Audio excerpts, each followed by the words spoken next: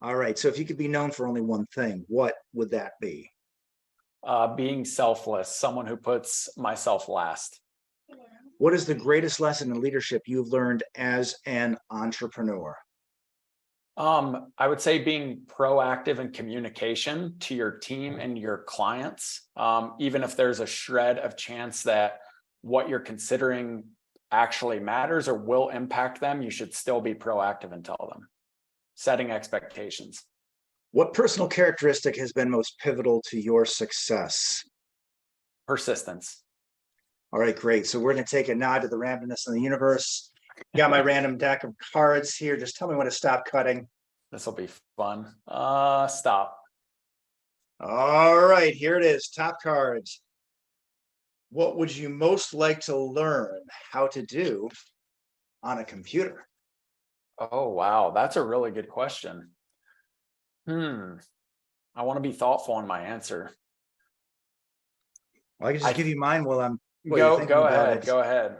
Yeah, Google Ads. I want to learn that really well. I actually That's a good hired one. a freelancer to help me with that. $30 and going to take a look at my ad campaign, figure out how we can speed that lease up.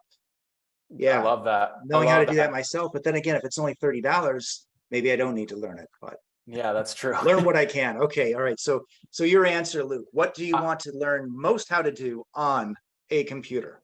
I would say, as it relates to my business right now, because this is a challenge for me, is just automating social media content and newsletters, stuff like that. Just kind of the full suite of marketing in the most automated fashion while keeping its value, right? Because 100%. sometimes That was my other outsource these freelancer things this and you week. lose your Set up my active campaign.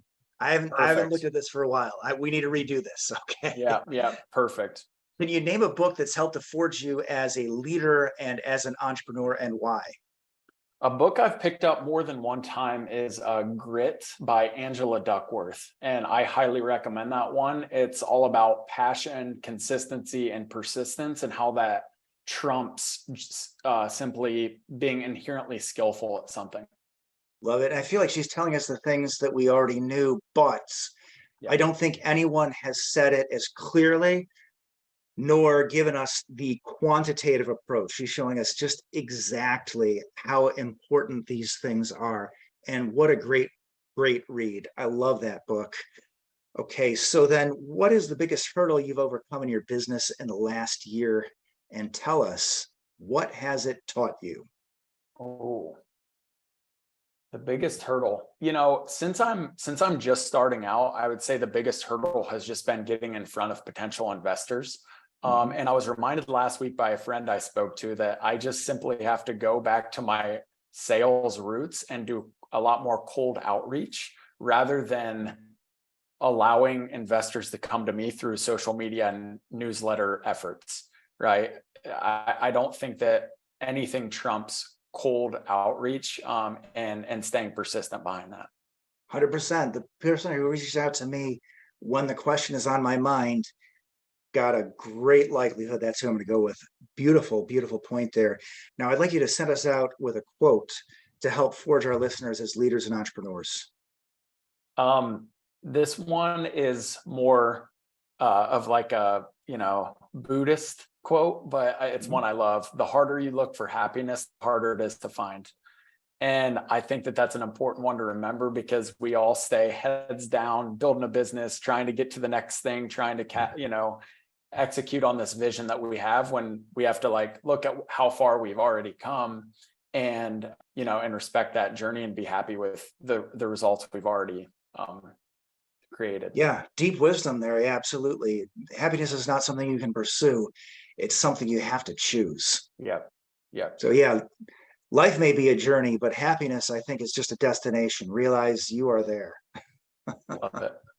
Well, let's wrap it up by letting people know, how can we reach out to Luke? And if you want to invest with Rule 72 equity, how do we do that?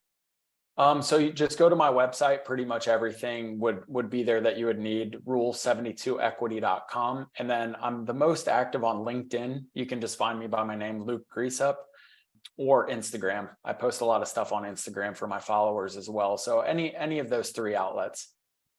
All right, outstanding. Thank you so much for taking your time to share your knowledge and expertise with our audience. Thank you, George. It was great.